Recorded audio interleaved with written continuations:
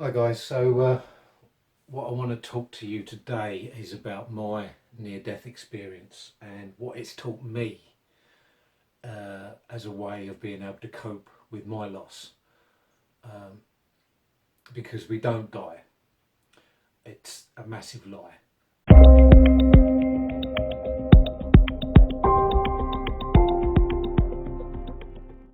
So back it was February 2010 and I started to get chest pains. Um, I was training for the marathon. I didn't smoke, I didn't drink very much. I was eating relatively healthy and training for the Brighton Marathon. And for about a week before this incident, I was getting quite severe chest pains in my throat, and feeling really not well. When I was training, I had to stop because I was out of breath and the pain in my chest. Even walking up a hill was difficult for me. So I went to the doctor, and I don't go to the doctors, and I went to the doctors 3 times that week, and he gave me antibiotics for a respiratory tract infection, sent me to the polyclinic for a chest x-ray. I went to the hospital for an ECG, all in this same week, and nothing picked up on any kind of their medical equipment. Didn't pick up a single thing. Then it was a Friday the 26th of February 2010. I was with my wife and we were walking. We were in Rottingdean, not far. I was walking up this little slope and I had to stop. I just couldn't. I was 40 years old, 41, and I had to stop. I couldn't. The pain was too much. I had a bit of a rest. Got home that evening. Long story short, had a massive heart attack. Massive, dead in this room. Actually, to be honest with you, and my wife, who was a pharmacy technician at the time, knew CPR, and because I had a massive heart attack, apparently your tongue comes straight out your mouth, and so she wasn't able to get air in, but she was able to do chest compressions on me. She got me onto the floor and done chest compressions for 18 minutes. It took 18 minutes for the ambulance to get here because I live in a little village outside of the main city, and it was a busy Friday night, and so around about 11 o'clock, half 11 at night, so you can imagine how busy the paramedics were. So it took about 18 minutes for them to get here. I still hadn't had any oxygen at that time. It was just chest compressions, and doing chest compressions on somebody for 18 minutes, she was exhausted, you can imagine, but she carried on going. The kids were running around screaming, crying. um, this is what I found out later, obviously. And the paramedics, bless them, they worked on me for 45 minutes. Now, apparently, they're supposed to give up after 20 minutes, but because the kids were running around and they could see, I wasn't taking drugs.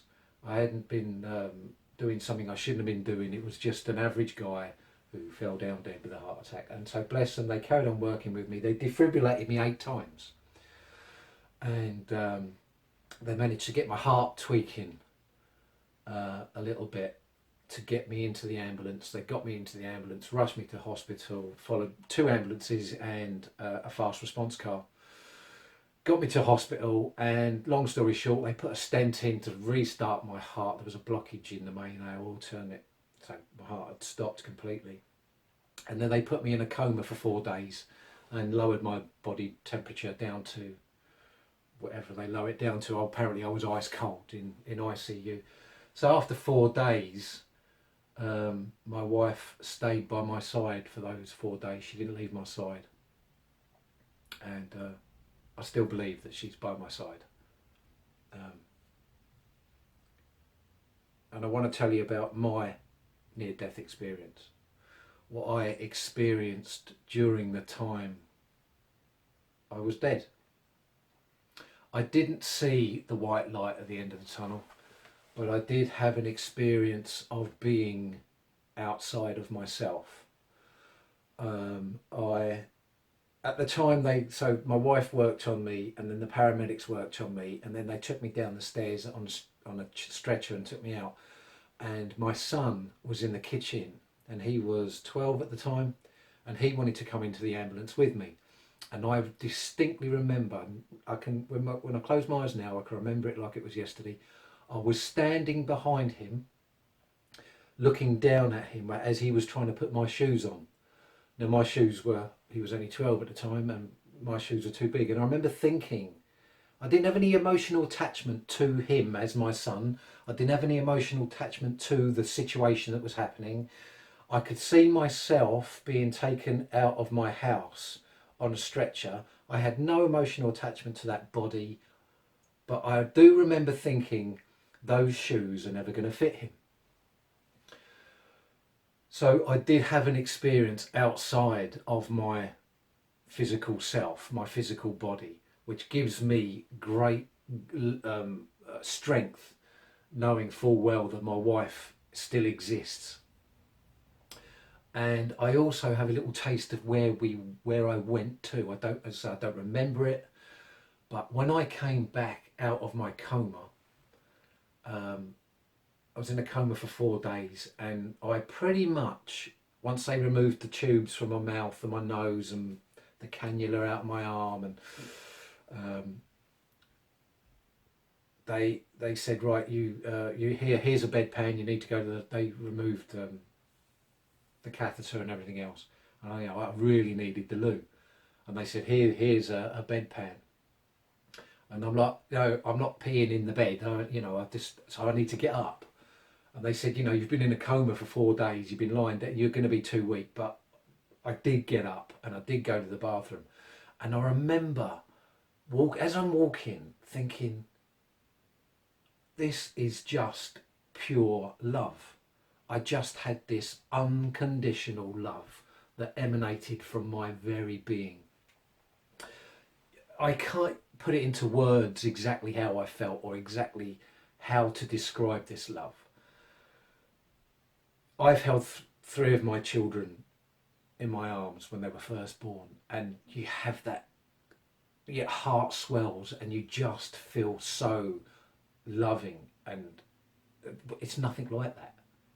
I can only say that doesn't even come close to the unconditional love I felt as I was walking around the ICU unit, walking up to people going, oh my God, I'm so sorry this has happened to you, and just looking at my hands like this, like a child. I didn't understand how they worked for a while, for at least 2 days. And I didn't understand I say I didn't understand. I had just had this sensation of complete unconditional love for everyone and everything. And that lasted about 2 days. And I know full well that I brought that back from wherever I had been. Wherever we go, when we pass over, when we die, it is just unconditional love. It is, because I've experienced it and I've brought it back with me. And when I make my orgonite, here's a piece of orgonite. When I make my orgonite, the crystals that I put in the top, I'm a Reiki practitioner, Reiki master, and don't let the title master put you off. It's just a title that is given to somebody that's been initiated in a certain level of Reiki.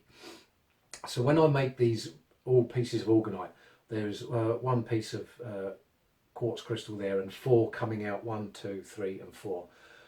I Reiki those, and when I do, I re-invoke that sensation of unconditional love, and I imbue the crystals with unconditional love when I make these orgonite, and they're exceptionally powerful. And yeah, so death is a lie. Death is a lie that's been sold to us so well over thousands of years, and has made us fearful. And in fearing dying, we fear to live. So don't do that. Live your life. Live your life. Because what happens afterwards is beautiful too. And more beautiful than this. Have you ever had a really, really bad dream and then woken up from the dream and gone, oh my God, thank God it was a dream. I'm so relieved because it was a dream. That's what happens when you die. This is a dream. And we can manipulate this dream if we become lucid. Okay? I'm going to go over that process in another video. People talk about manifestation, law of attraction. You have to become lucid in this dream. And when you do become lucid in this dream, you're able to manipulate your reality in a way that that you can never imagine. I was forced into it through trauma and this ability to change the way you live your life, to be able to change the outcome of things in your life. But first of all, you need to become lucid in the knowledge that this is a dream. So anyway, thanks for watching, and please like and subscribe and share. Leave a comment below if there's anything you want me to talk about, and I'll see you next time. Take care.